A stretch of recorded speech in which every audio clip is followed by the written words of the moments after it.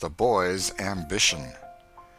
When I was a boy, there was but one permanent ambition among my comrades in our village. Footnote number 1, Hannibal, Missouri. On the west bank of the Mississippi River, that was to be a steamboatman. We had transient ambitions of other sorts, but they were only transient. When a circus came and went, it left us all burning to become clowns. The first Negro minstrel show that came to our section left us all suffering to try that kind of life. Now and then we had a hope that if we lived and were good, God would permit us to be pirates. These ambitions faded out, each in its turn, but the ambition to be a steamboatman always remained. Once a day, a cheap, gaudy packet arrived upward from St. Louis, and another downward from Keokuk. Before these events, the day was glorious with expectancy. After them, the day was a dead and empty thing. Not only the boys, but the whole village felt this. After all these years, I can picture that old time to myself now, just as it was then.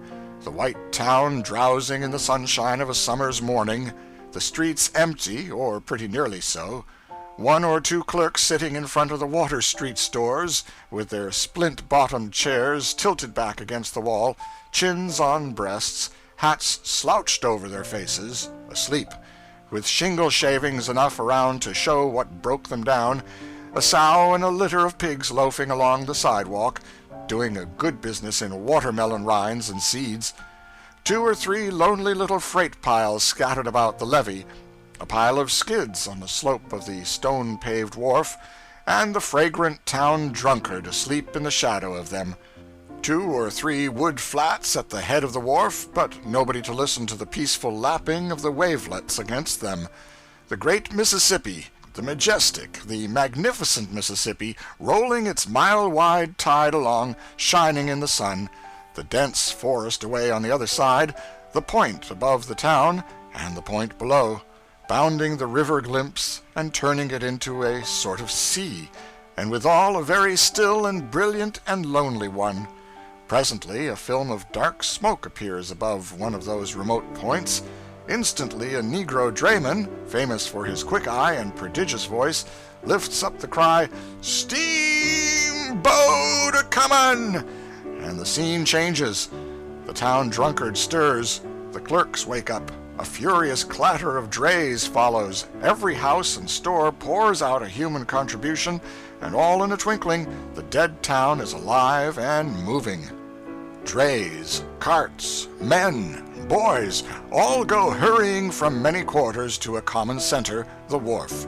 Assembled there, the people fasten their eyes upon the coming boat as upon a wonder they are seeing for the first time. And the boat is rather a handsome sight, too. She is long and sharp and trim and pretty. She has 2 tall, fancy-topped chimneys, with a gilded device of some kind swung between them, a fanciful pilot-house, a glass and gingerbread, perched on top of the Texas deck behind them. The paddle boxes are gorgeous, with a picture or with gilded rays above the boat's name. The boiler deck, the hurricane deck, and the Texas deck are fenced and ornamented with clean white railings. There is a flag gallantly flying from the jackstaff. The furnace doors are open and the fires glaring bravely. The upper decks are black with passengers. The captain stands by the big bell, calm, imposing, the envy of all. Great volumes of the blackest smoke are rolling and tumbling out of the chimneys, a husbanded grandeur created with a bit of pitch pine just before arriving at a town. The crew are grouped on the forecastle. The broad stage is run far out over the port bow, and an envied deckhand stands picturesquely on the end of it with a coil of rope in his hand. The pent steam is screaming through the gauge cocks. The captain lifts his hand, a bell rings, the wheels stop, then they turn back, churning the water to foam, and the steamer is at rest. Then such a scramble as there is to get aboard, and to get ashore, and to take in freight, and to discharge freight, all at once and at the same time, and such a yelling and cursing as the mates facilitate it all with. 10 minutes later the steam is under way again, with no flag on the jackstaff and no black smoke issuing from the chimneys. After 10 more minutes the town is dead again, and the town drunkard asleep by the skids once more. My father was a justice of the peace, and I supposed he possessed the power of life and death over all men and could hang anybody that offended him. This was distinction enough for me, as a general thing, but the desire to be a steamboatman kept intruding, nevertheless. I first wanted to be a cabin boy, so that I could come out with a white apron on and shake a tablecloth over the side, where all my old comrades could see me. Later, I thought I would rather be the deckhand who stood on the end of the stage plank with a coil of rope in his hand, because he was particularly conspicuous. But these were only daydreams. They were too heavenly to be contemplated as real possibilities. By and by, one of our boys went away. He was not heard of for a long time. At last he turned up as apprentice engineer or striker on a steamboat. This thing shook the bottom out of all my Sunday school teachings. That boy had been notoriously worldly, and I just the reverse. Yet he was exalted to his eminence, and I left in obscurity and misery. There was nothing generous about this fellow in his greatness. He would always manage to have a rusty bolt to scrub while his boat tarried at our town, and he would sit on the inside guard and scrub it, where we could all see him and envy him and loathe him. And whenever his boat was laid up, he would come home and swell around the town in his blackest and greasiest clothes, so that nobody could help remembering that he was a steamboatman. And he used all sorts of steamboat technicalities in his talk, as if he were so used to them that he forgot common people could not understand them. He would speak of the larboard side of a horse in an easy, natural way that would make one wish he was dead. And he was always talking about St. Louis, like an old citizen. He would refer casually to occasions when he was coming down 4th Street, or when he was passing by the planter's house, or when there was a fire and he took a turn on the brakes of the old Big Missouri. And then he would go on and lie about how many towns the size of ours were burned down there that day.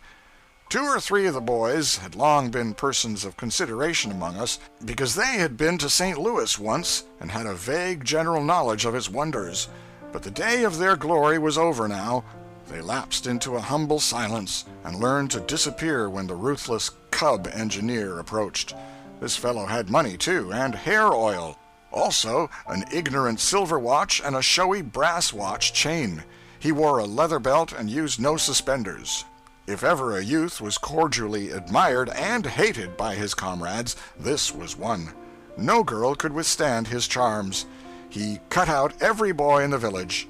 When his boat blew up at last, it diffused a tranquil contentment among us, such as we had not known for months.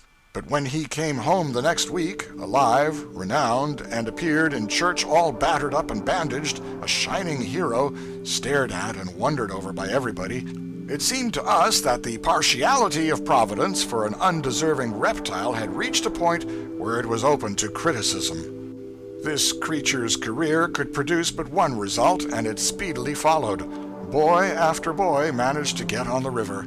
The minister's son became an engineer. The doctor's and the postmaster's sons became mud clerks.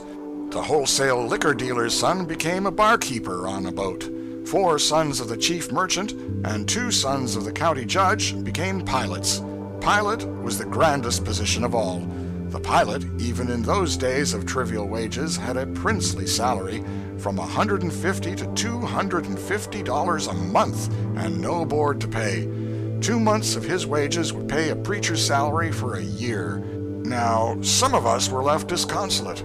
We could not get on the river. At least our parents would not let us. So by and by I ran away. I said I never would come home again till I was a pilot and could come in glory. But somehow I could not manage it. I went meekly aboard a few of the boats that lay packed together like sardines at the long St. Louis wharf, and very humbly inquired for the pilots, but got only a cold shoulder and short words from mates and clerks.